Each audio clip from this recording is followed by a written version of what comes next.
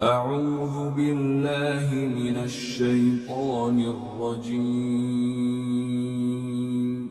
بسم الله الرحمن الرحيم سورة البقرہ آیت نمبر 144۔ قد نرى تقلب وجهك في السماء فلنولينك قبلة ترضاها فول وجهك شطر المسجد الحرام وحيث ما كنتم فولوا وجوهكم شطره وَإِنَّ الَّذِينَ أُوتُوا الْكِتَابَ لَيَعْلَمُونَ أَنَّهُ الْحَقُّ مِنْ رَبِّهِمْ وَمَا اللَّهُ بِغَافِلٍ عَمَّا يَعْمَلُونَ۔ ترجمہ۔ اے پیغمبر، ہم تمہارے چہرے کو بار بار آسمان کی طرف اٹھتے ہوئے دیکھ رہے ہیں، چنانچہ ہم تمہارا رخ ضرور اس قبلے کی طرف پھیر دیں گے جو تمہیں پسند ہے۔ لو اب اپنا رخ مسجد حرام کی سمت کر لو، اور آئندہ جہاں کہیں تم ہو اپنے چہروں کا رخ نماز پڑھتے ہوئے اسی کی طرف رکھا کرو، اور جن لوگوں کو کتاب دی گئی ہے وہ خوب جانتے ہیں کہ یہی بات حق ہے جو ان کے پروردگار کی طرف سے آئی ہے، اور جو کچھ یہ کر رہے ہیں اللہ اس سے غافل نہیں ہے۔ تفسیر۔ جب بیت المقدس کو قبلہ بنایا گیا تو حضرت صلی اللہ علیہ وسلم کو یہ اندازہ تھا کہ یہ حکم عارضی ہے، اور چونکہ بیت اللہ بیت المقدس کے مقابلے میں زیادہ قدیم بھی تھا اور اس سے حضرت ابراہیم علیہ السلام کی یادیں بھی وابستہ تھیں، اس لیے آپ کی طبعی خواہش بھی یہی تھی کہ اسی کو قبلہ بنایا جائے۔ چنانچہ حضرت صلی اللہ علیہ وسلم قبلے کی تبدیلی کے انتظار اور اشتیاق میں کبھی کبھی آسمان کی طرف منہ اٹھا کر دیکھتے تھے۔ اس آیت میں آپ کی اسی کیفیت کو بیان کیا گیا ہے، یعنی اہل کتاب اچھی طرح جانتے ہیں کہ قبلے کی تبدیلی کا جو حکم دیا گیا ہے وہ بالکل برحق ہے۔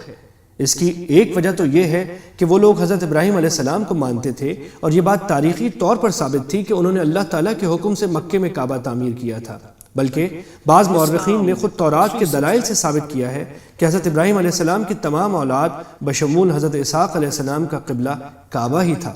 اس کی تحقیق کے لیے دیکھیے مولانا حمید الدین فراہی کا رسالہ ذبیح کون ہے، صفحہ 35 تا 38۔ آیت نمبر 145۔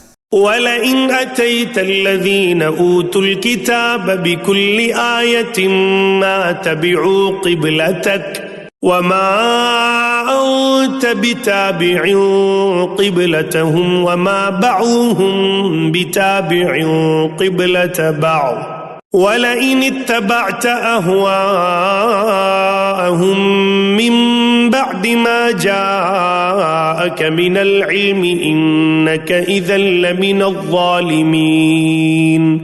ترجمہ۔ اور جن لوگوں کو کتاب دی گئی تھی اگر تم ان کے پاس ہر قسم کی نشانیاں لے آؤ تب بھی یہ تمہارے قبلے کی پیروی نہیں کریں گے، اور نہ تم ان کے قبلے پر عمل کرنے والے ہو نہ یہ ایک دوسرے کے قبلے پر عمل کرنے والے ہیں، اور جو علم تمہارے پاس آ چکا ہے اس کے بعد اگر کہیں تم نے ان کی خواہشات کی پیروی کر لی تو اس صورت میں یقیناً تمہارا شمار ظالموں میں ہوگا۔ تفسیر۔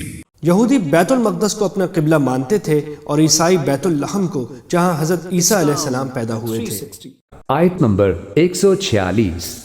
الذين آتيناهم الكتاب يعرفونه كما يعرفون أبناءهم وإن فريقا منهم ليكتمون الحق وهم يعلمون۔ ترجمہ۔ جن لوگوں کو ہم نے کتاب دی ہے وہ اس کو اتنی اچھی طرح پہچانتے ہیں جیسے اپنے بیٹوں کو پہچانتے ہیں، اور یقین جانو کہ ان میں سے کچھ لوگوں نے حق کو جان بوجھ کر چھپا رکھا ہے۔ تفسیر۔ اس کے یہ معنی بھی ہو سکتے ہیں کہ یہ لوگ کعبے کے قبلے ہونے کو خوب اچھی طرح جانتے ہیں جیسا کہ اوپر گزرا، اور یہ معنی بھی ممکن ہے کہ یہ حضرت صلی اللہ علیہ وسلم کو اچھی طرح پہچانتے ہیں کہ یہ وہی رسول ہیں جن کی خبر پچھلے انبیاء کرام کے صحیفوں میں دی جا چکی ہے، لیکن ضد کی بنا پر ان حقائق کو تسلیم نہیں کر رہے ہیں۔ آیت نمبر 147۔ الحق من ربك فلا تكونن من الممترين۔ ترجمہ۔ اور حق وہی ہے جو تمہارے پروردگار کی طرف سے آیا ہے، لہذا شک کرنے والوں میں ہرگز شامل نہ ہو جانا۔ تفسیر۔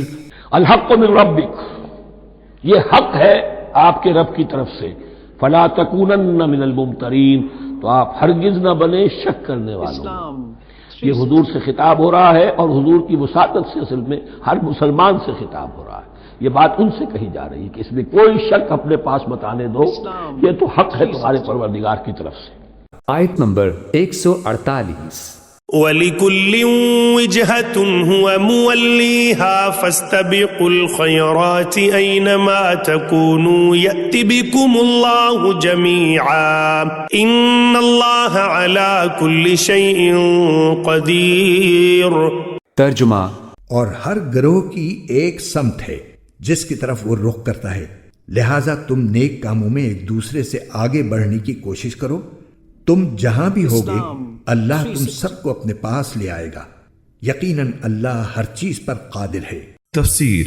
جو لوگ قبلے کی تبدیلی پر اعتراض کر رہے تھے، ان پر حجت تمام کرنے کے بعد مسلمانوں کو یہ ہدایت دی جا رہی ہے کہ ہر مذہب کے لوگوں نے اپنے اپنے قبلے الگ الگ بنا رکھے ہیں، اور تمہارے لیے یہ ممکن نہیں کہ اس دنیا میں ان کو کسی ایک قبلے پر جمع کر سکو، لہٰذا اب ان لوگوں سے قبلے کی بحث میں پڑنے کے بجائے تمہیں اپنے کام میں لگ جانا چاہیے، اور وہ یہ ہے کہ اپنے نامہ اعمال میں زیادہ سے زیادہ نیکیوں کا اضافہ کرو، اور اس کام میں ایک دوسرے سے سبقت لے جانے کی کوشش کرو۔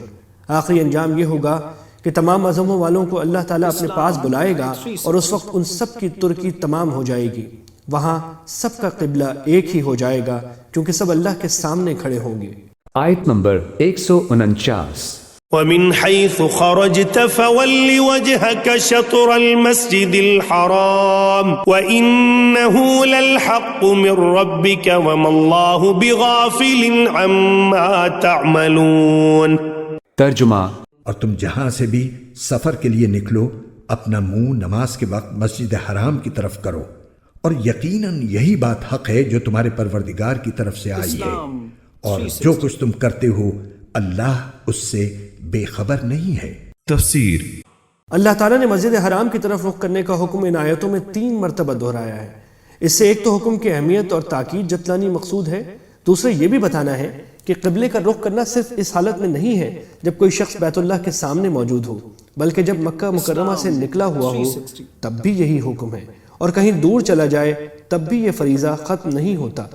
البتہ یہاں اللہ تعالیٰ نے سمت کا لفظ استعمال فرما کر اس طرف بھی اشارہ کر دیا ہے کہ کعبے کا رخ کرنے کے لیے یہ ضروری نہیں ہے کہ انسان کعبے کی 100% سیدھ میں ہو، بلکہ اگر سمت وہی ہے تو کعبے کی طرف رخ کرنے کا حکم پورا ہو جائے گا، اور انسان اس معاملے میں اتنا ہی مکلف ہے کہ وہ اپنے بہترین ذرائع استعمال کر کے سمت صحیح متعین کر لے، ایسا کر لینے کے بعد اس کی نماز ہو جائے گی۔